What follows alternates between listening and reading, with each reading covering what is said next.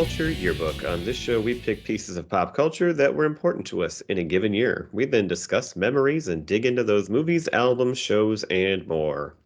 I'm Brad. I'm Pete. And I'm Giff. Can you hear me okay? Am I on? Yeah, we hear you, Pete. Yeah, okay. I'm getting the bat signal. You know what? We're opening the yearbook. Oh, yeah. It's a new month. What are we opening it to? Gifford, what page are we opening to? We are opening to page 2011. Why, this book gets bigger every week. It does. It is. It's like the Bible. Uh-huh. How many pages are in the Bible? I think it's like 2,000. I don't know. 2011, I think. I think that's exactly right. We're in the book of Revelation right now. We've been all the way up to 2021, I know. So there's that. That's true. Mm-hmm. All right. Well, tonight we're going to talk about what we remember from 11 years ago and our favorite movies, music, and TV from that year, as we kind of are wont to do in the first week of each month. Right, guys? That's correct. Yep. That's right, Brad. Nobody's talking, so... Sorry. I guess we should be talking. It is a podcast. Did you have something to say, Giff, or are we just getting into it? Yeah. I just wanted to remind all of our listeners to follow us on our social channels. We're on Twitter. We're on Facebook. We're on Buy Me a Beer, Instagram. We've got a website, popcultureyearbook.com, that has all of our episodes on it, and they are grouped by music and movies and TV. We also have a excellent TikTok channel that is curated by Brad every week with over 4,900 followers. Probably our most successful venture so far in this whole thing, but that's a ton of fun. No, that's probably 4,500. The biggest success is we're having fun. That's the biggest success right there. Yes. And our listeners are too.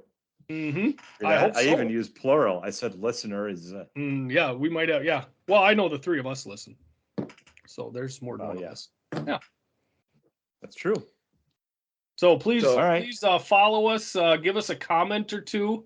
I loved that we got early hashtags from Johnny this week. That was unbelievable. It was a lot of fun. So yeah, and we love that, amazing. and I love that my sister usually comments to us. Gifford, you don't see that probably because it's on Facebook, and you've done something to Facebook. Yeah, I can't. What'd you do to Facebook? I broke my phone, and they won't let me back on. So that's. But it would be nice if other people would also comment more too. We get a few from Brian Rappy, who's been on the show, but not a whole lot of other comments. But we know you're out there, so we get a ton of comments on the TikTok. I think they're shy. Yeah. You know but what? Those are bots. They don't count. Those you know how people are on Twitter? They're shy about their feelings. That's correct. Yes.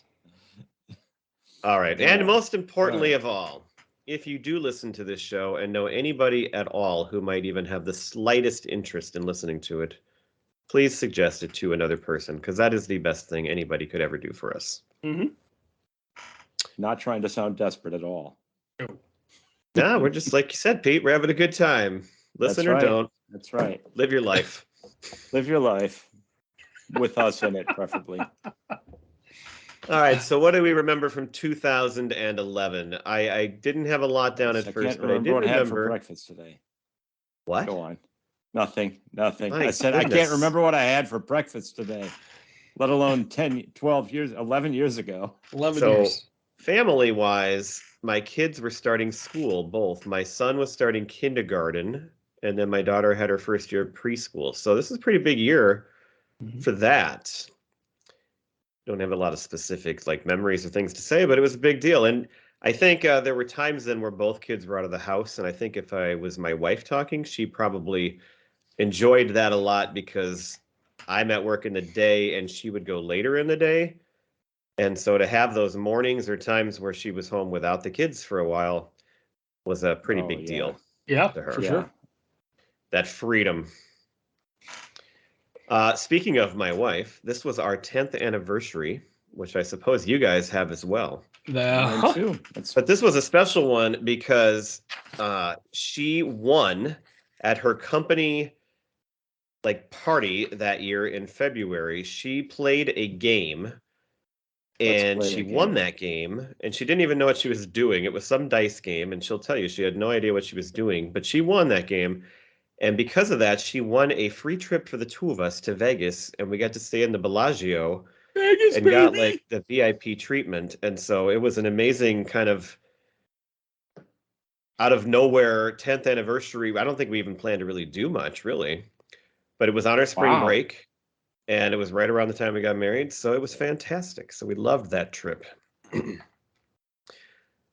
um, my other big memory and accomplishment for myself was that this is the year where I ran my first marathon. So I had been Ooh. running for years at this point, and I had done many 5Ks. And in 2010, I decided to go for a half marathon and thought that's all I'll ever do because that was pretty long. I'm like, you're going to do that twice? It's long. That's pretty Yeah. stupid. But then I decided I'm just gonna. I'm like, I gotta do one. I'm gonna do one, and then that's fine. And Fargo is where I did it, and it was supposed to be, kind of like quote unquote easy because it's flat. And I trained, and it went great, and it went so well. I did it again the next year, and I've done it now 5 times. And now I Wow. think I'm done, but who knows? That's impressive. That Thank is. you. So that was a That's big right. deal and a really exciting memory. And the other thing I wanted to say is that musically, a couple things stood out this year. So Pete, I believe you were you? Yeah, you were there, right? We saw the Foo Fighters I don't Wasting know. Light concert.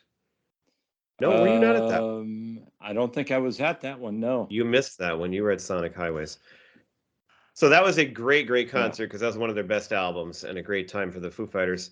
But also, like 2 weeks after that, my wife and I went to Kansas City to see Taylor Swift for the first time. And so we had a nice little getaway to see her because she decided we should see her. And we were both kind of getting into Taylor Swift. And she had been in Minneapolis recently and we missed out. So we just said, hey, let's take a little road trip to Kansas City. And so I got to go to Arrowhead Stadium, which was cool. And it was a great concert. The concert was at Arrowhead. It was. Wow. And Where then was that Foo finally, Fighters concert, by the way, that you were talking about? What venue? it was at XL. Oh, I don't think you were there. I was there with Dave no, I was not there. and Thanks for my the invite. Greg and Danica were there. Oh, I'm sure you were invited. The other one is not a concert, but it's significant because if you know me or have listened to this podcast, my favorite band of all time is REM. And this is the year where they Really? quits. So they put out a great final album. And then I wouldn't call it a breakup because they just decided they were done. And they wanted to do that, and good for them. They can do what they want. And they went out in a really good way. But it was a big deal because there wasn't going to be any more coming after that. So that was my memories of 11 years ago, as best as I can remember. Pete? Well, I think you did That's a great not job. bad. Well, what a coincidence. It was also my 10-year anniversary. And we didn't get any How free ironic. trips. We actually had to, that's not ironic at all. It's not even close to the meaning of the word. I know. Which is ironic in and of itself. But we didn't get any free trips. We actually had to pay for our trip. But we went to Lake Michigan. So we took a little road trip. We went to the other side of Lake Michigan and kind of drove through Chicago, around and up the eastern shore, which is a lot of cool stuff. It's like a, really cool scenic drive when you go up that way. There's like a lot of little beach towns. There are some beaches along the way, a bunch of wineries. We stayed at a few bed and breakfasts, including one that was called the Caboose Inn. And so it was an old real caboose that they had That converted. sounds naughty. I knew that. I didn't think about that until I said it just there. But it was, it's an old converted caboose. It was a caboose converted into a bed and breakfast. And so that was fun. And so we went through all these little towns, including South Haven, Michigan. And we went to see Moneyball. It was playing at like an old town theater that that was still going, and I love going to those little theaters. So, saw a lot of sunsets on the water, because if you think directionally, if you're on the eastern shore, west is where the sun sets, right? And so you get to see a lot of really cool sunsets from that side of Lake Michigan. We also went to Holland, Michigan, which, do you know who's from Holland, Michigan? Anyone? Bueller. John Elway. Right occupation. Oh, Tom Brady then. No, not quite that good. Jim Harbaugh. No, it's a current quarterback from Michigan. Kirk Cousins. That's right. Didn't know he's from Michigan. So that's funny that I said John Elway. That was a complete, just random name. He went to Michigan State. Yes, I know. That's why I figured it was right after that. But they also, it's like an old Dutch town. They have it set up so you feel like you're actually kind of in the Netherlands, because they've got like these old real windmills, and they still run them and everything. And it's you can tour them, and it's kind of fun. So it's a good little romantic getaway. And then there's also sand dunes at Warren Dunes State Park. Is also along that east coast of Lake Michigan, where you can climb up these big sand dunes. You don't think Michigan sand dunes, it doesn't make sense, right? But they're there. Along the beach. Another thing that was kind of cool is that this was actually before Jolie was born. My wife, my son, and my mother-in-law went for a 9-day road trip without me, because I had to work or something, and so I had 9 days just all to myself, which I absolutely hated being alone. It was terrible. We'll talk after the show. So anyway, Brad, I think that was when you and I went to a Twins game together during that. It was the same week that our hometown of Tyler got hit by a big windstorm / tornado, and the whole town was like, that's right. All the trees were destroyed and everything. It was a big deal. I do remember going to a Twins game with you. I think it was against the Brewers. Yeah, I think you're right. And it was right around the 4th of July. So it was like that weekend. So I don't know. That's my memories of 2011. Not a whole lot else to discuss that year. We didn't do a whole lot else. I'm going to turn it over to Gifford, because he's got something big, is what I am told. Well, not really, but I'll just kind of go through a couple personal things. So my oldest son, Sam, he turned 6 this year. So he was in kindergarten at the beginning of the year, going into 1st grade. You mean the one that just turned? Never mind. Yeah, never mind. Also, this was his first season of hockey. So that was kind of interesting, getting into that whole culture of being a hockey parent. My younger son, Paul, he turned 2 this year. Again, it was my 10th anniversary as well with my wife. I asked her the other night. I don't think we did anything too special for that anniversary. This was also the time that I was in a Tuesday night curling league, and that was a lot of fun. I think I was probably in my 3rd or 4th season.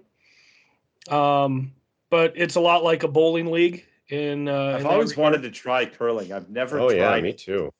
It's a lot of fun.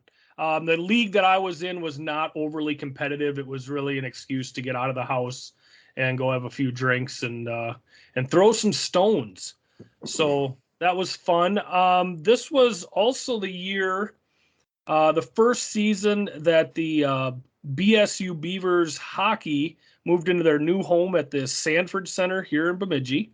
Was the first season that they were in the WCHA. This was the old WCHA. Now it's actually defunct, but it was back when North Dakota, Minnesota, and St. Cloud and Duluth, Mankato, Wisconsin was in it. So it was one of the best leagues in hockey. So it was the first year the Beavers were in that.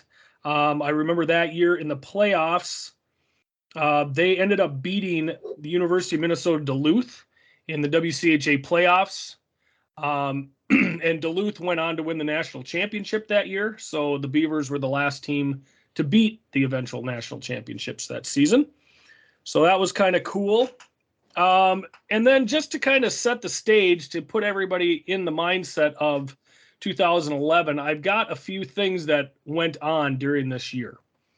So this was the year that Osama bin Laden was killed by SEAL Team 6. The King's Speech wins for Best Picture at the Oscars. This was also during Occupy Wall Street, if anybody remembers that. Steve Jobs also died this year. This was the year. This was the year of the Joplin, Missouri tornado that killed 158 people. This was also the year of Hurricane Irene that I believe was touched on in How I Met Your Mother. This is the hurricane that went all the way up to New York City.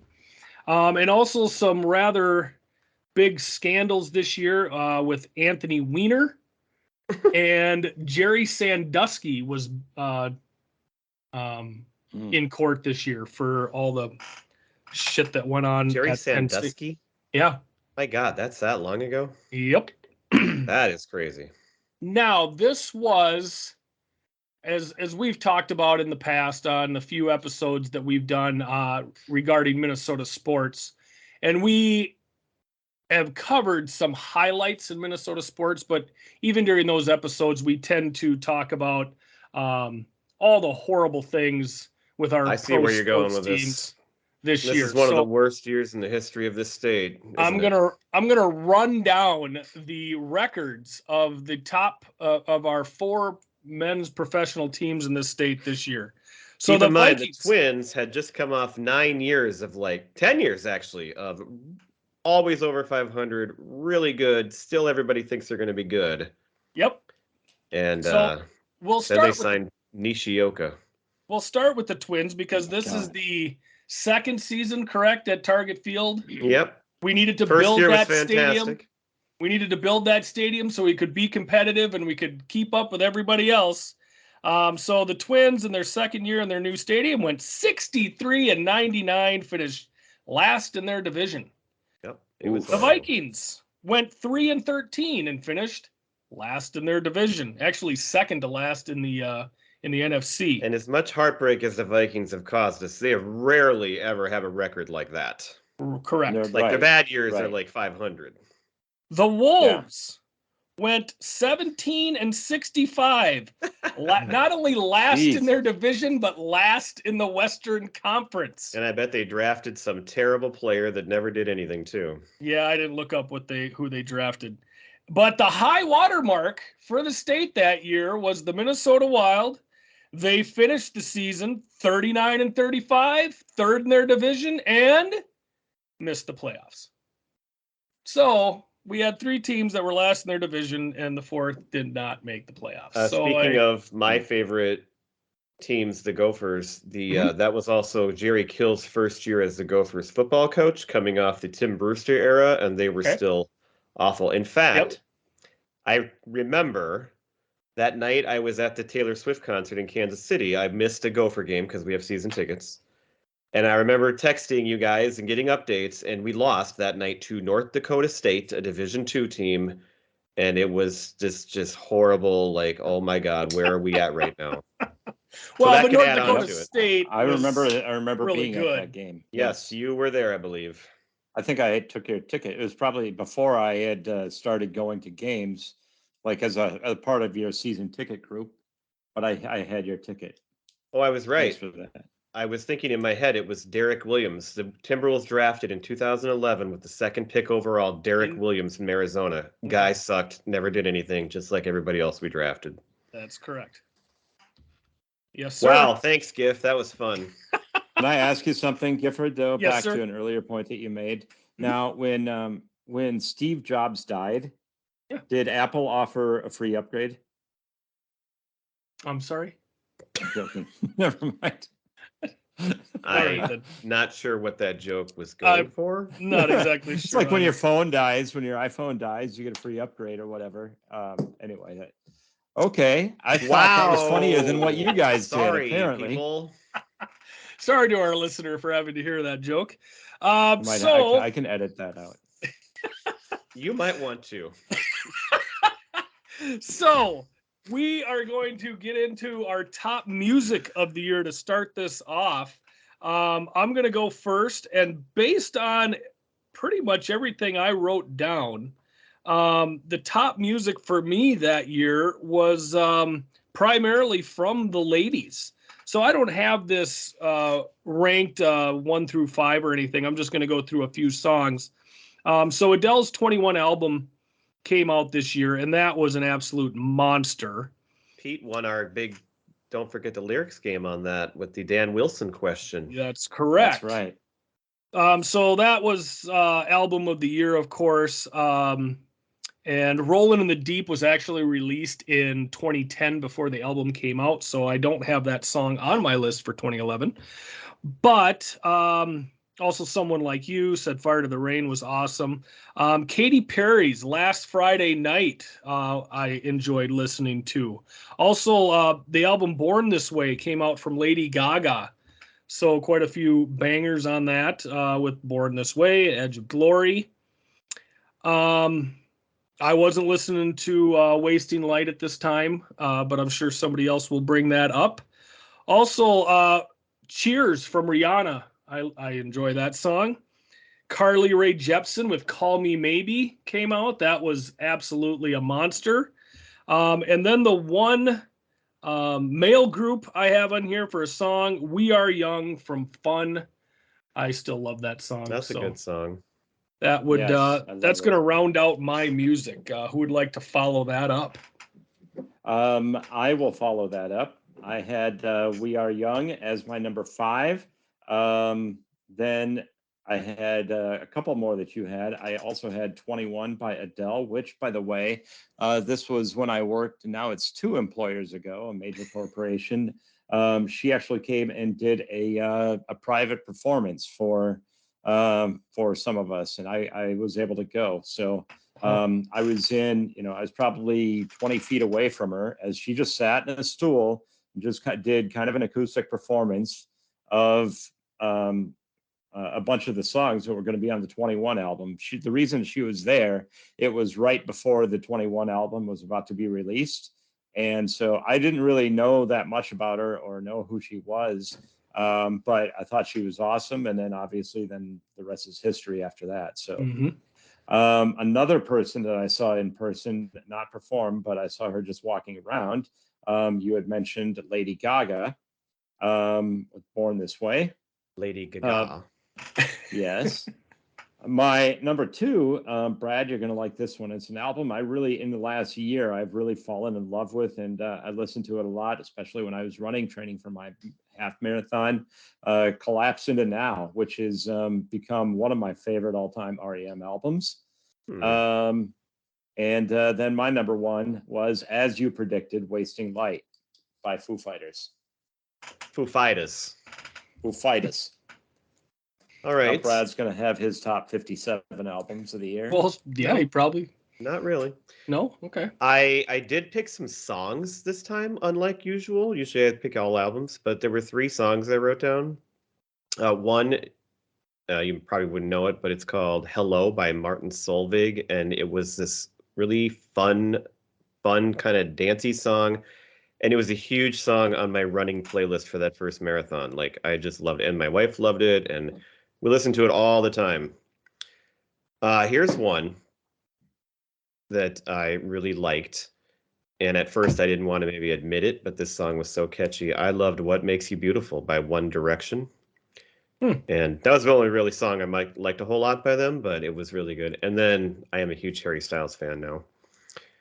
And Mumford & Sons came out that year, and I'm not a huge fan of them, but the first song, or one of their first songs, was The Cave, and that is like, if I hear that song, that's like an all-time song that it's like in my top 10 all-time songs probably, or could be, along with 300 other ones, but it could be up there. I had one honorable mention album, and that was Of Monsters and Men, because that had several good songs on it that year. Dirty Paws probably being my favorite. And then top 5. Number 5, Cage the Elephant had and one of their albums that came out. I think it was their second album, Thank You, Happy Birthday. I'm a huge fan of Cage the Elephant. Number 4, Pete, I do have REM's Collapse Into Now, which is not my favorite REM, but it is a very good one. And what I loved about it is I felt like, even though they didn't announce they were breaking up or quitting, if you listen to that album, it's got sounds and pieces from their entire catalog. And it is it's so good, and it's a great way to go out, and it's got all kinds of great songs on it. So I love that. Number 3, we just talked about this band last month, Coldplay. They had Milo Xyloto, which was a very good album of theirs. It had Every Teardrop is a Waterfall and Paradise, which you would know that one. And that. Number 2, I discovered one of my favorite bands that I never knew before. They are called The Vaccines from England, and their debut, What Did You Expect from the Vaccines, came out. And so many of these too.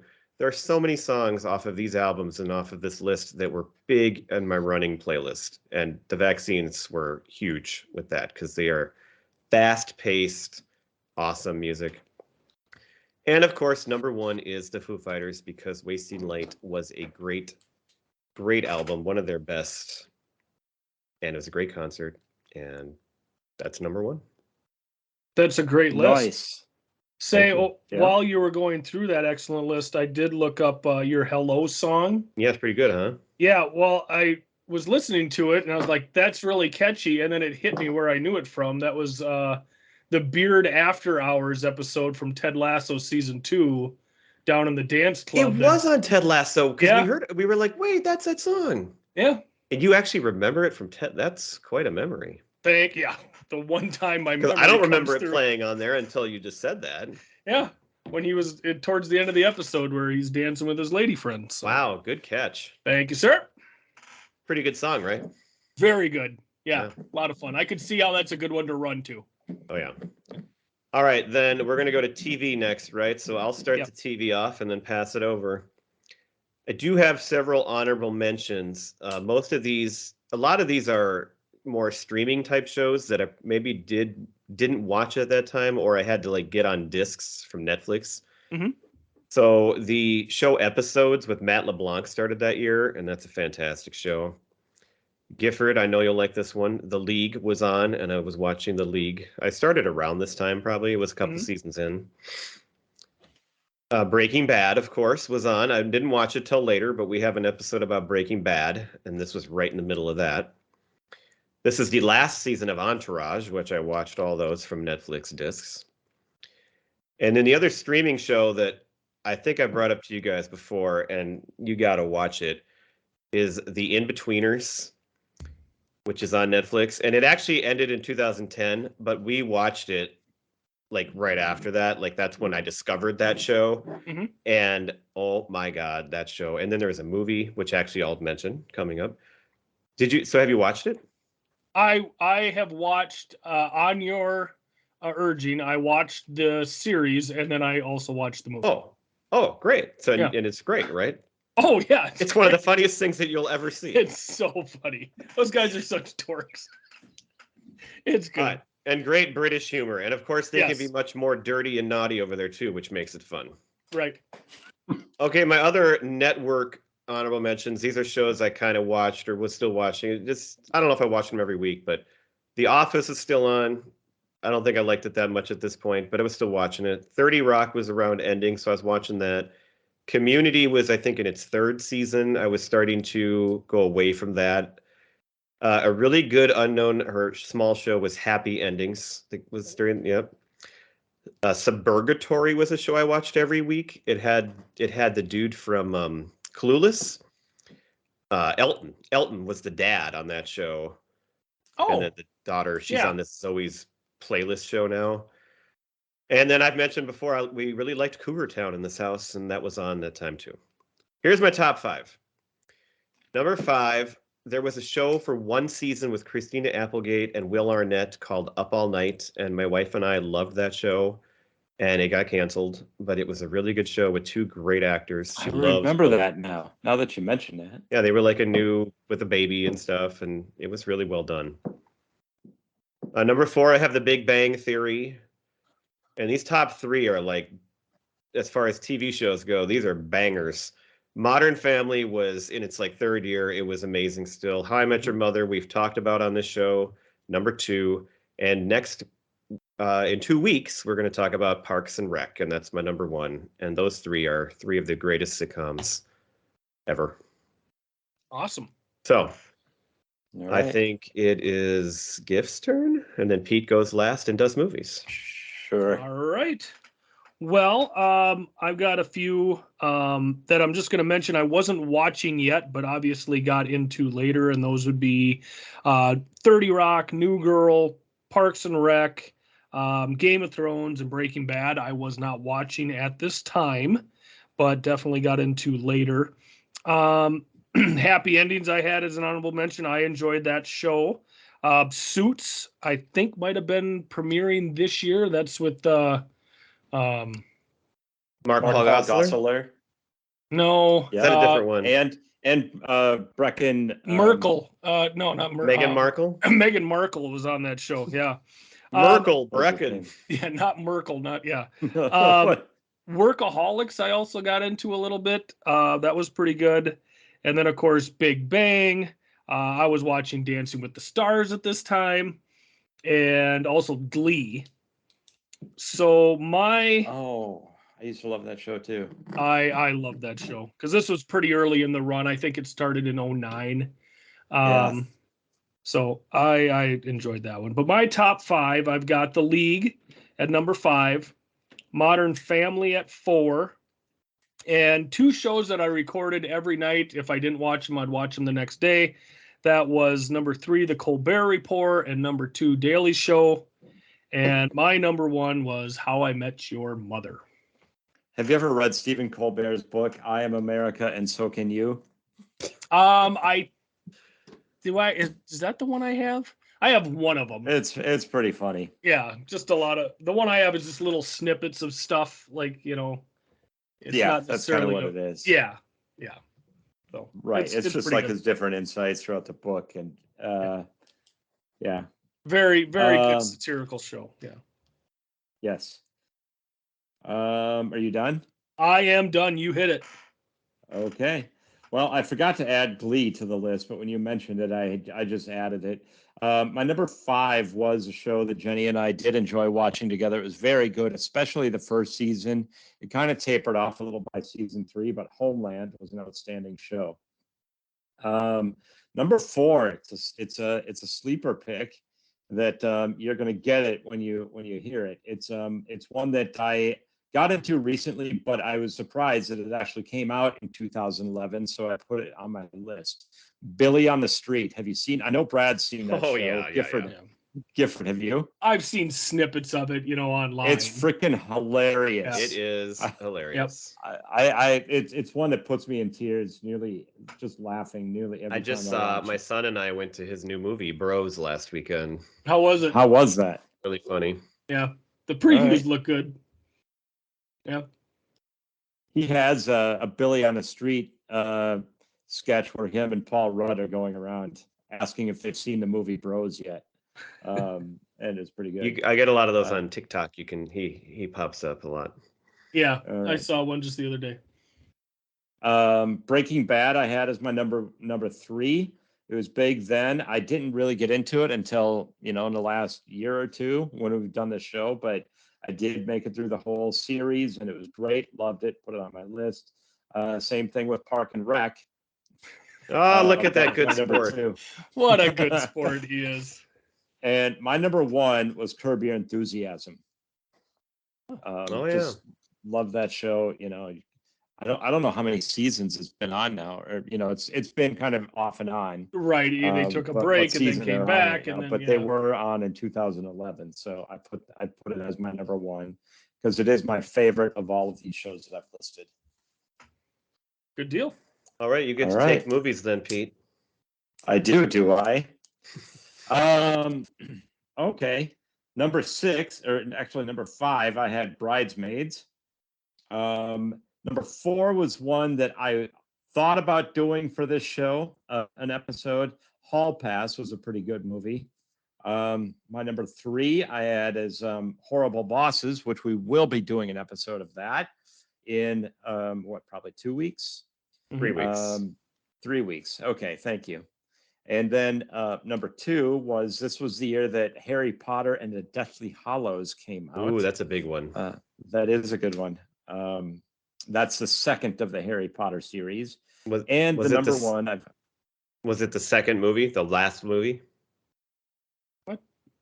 The Deathly Hallows had 2 parts. Oh yeah, I'm sorry. Yeah, that's right. It was. Was it the second one? Deathly Hallows. Yes, it was the second one. Okay. Is what I meant. The conclusion. Yes.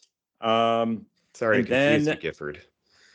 Yeah, the way I said it, I confused. And then the number 1 was Moneyball, which I had already mentioned. Just because I remember seeing that in Michigan. All right, let's that's turn it the over list. That's my list. All right, I think I'm next. So I have a few of those the same. These are my honorable mentions. I did have Hall Pass and Horrible Bosses on there. Horrible Bosses nearly made my top 5. I'm excited to watch it again. I also had Moneyball on there. Good. And it was a tough the decision. Inbetweeners movie then did come out this year, right after the series ended, and the movie is, of course, also fantastic. And then 2 you didn't say. 1, I don't think you said The Muppets. Did you say The Muppets? Nope. I didn't say The Muppets. That was the first of the new ones, I think, with Jason Segel, which was the first one, especially was really good. And then George Clooney's movie The Descendants, set in Hawaii, was also very good and Oscar nominated. My top 5, at number 5, I had a really good movie that seems to kind of have gotten lost, but it was called 50-50 with Seth Rogen and oh crap, what's his face now? Levitt. Yeah, Joseph Gordon-Levitt. Yep. And it was a big movie at the time, and you saw it probably, but it feels like that one you don't see that often anymore. It doesn't pop up like a lot of other movies do. It was so good. It was really good. At number 4, I had Ryan Gosling in a very different movie from my number 1, and this was Drive. And my wife and I saw that in the theater, and we were like, wow, what is this movie? Because it was intense, and he was intense, and she loved him.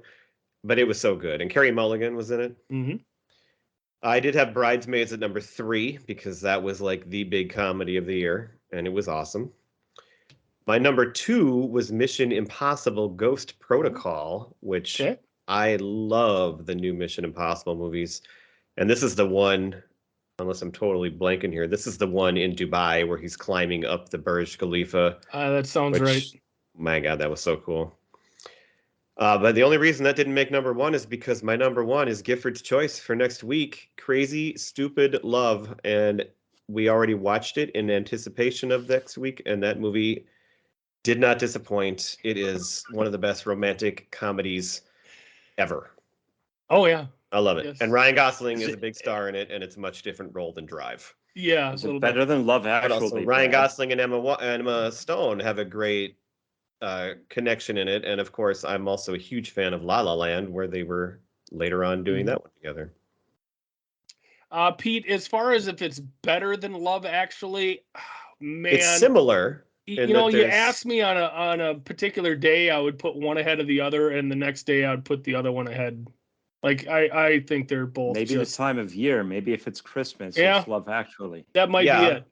Well, if I was going to rank romantic comedies, it's those two and When Harry Met Sally are like in a league of their own. All 3 of those. Mm-hmm. A league of When Harry Met Sally is still probably the gold standard. Put up there. I just rewatched When Harry Met Sally like about 2 months ago. It's so good. Yeah. So it's in that league, Pete. You're gonna love it. Yeah, really good. All right, looking forward to it. If you don't, you're stupid. I am stupid. That's been well established on this show many times. No, you are a smart and good-looking man. The cast is incredible. Yeah, the cast is amazing. Will that do it for your movies there, big guy? I'm done. All right, so I'm going to start with a dishonorable mention. This is the year that one of the worst superhero movies ever came out, and that was The Green Lantern with Ryan Reynolds. I love Ryan Reynolds, but even he has poked fun at himself for making that movie. Another movie I have to just mention because Juliana Hough is in it, and that's the remake of Footloose. She is a very attractive woman. Have to mention. Yes. But a couple of my honorable mentions that were not mentioned yet. Girl with the Dragon Tattoo came out this year. Tinker Tailor Soldier Spy came out.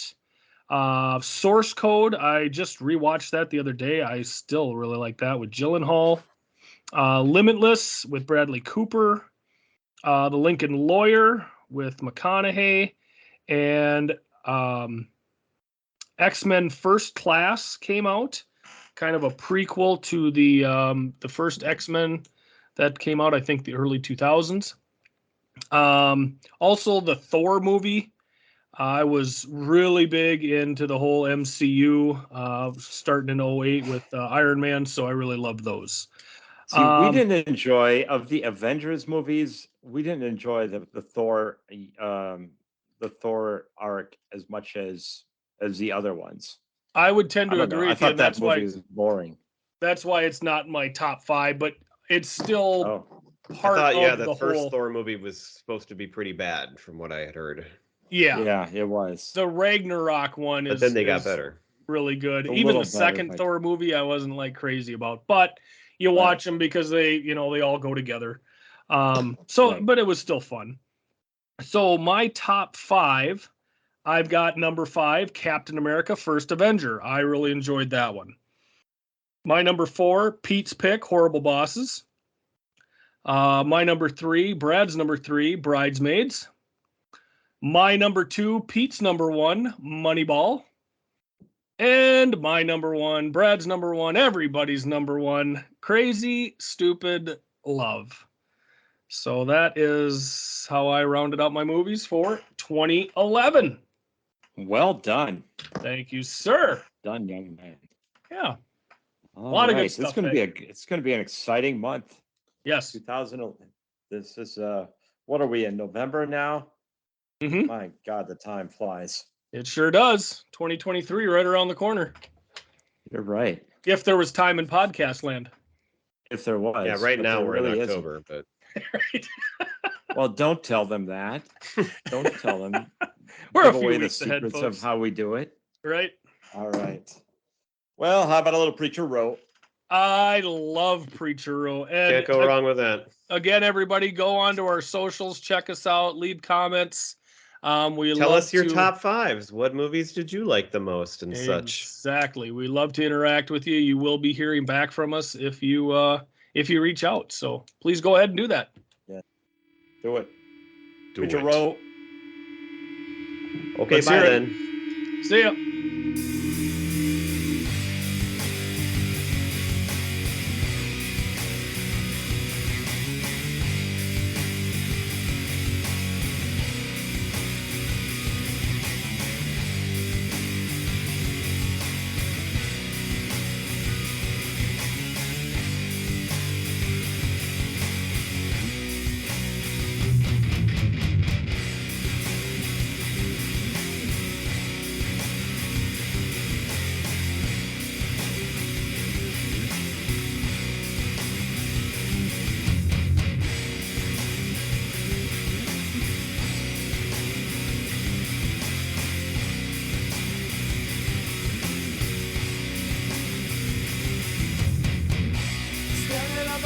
No one's here to comfort me.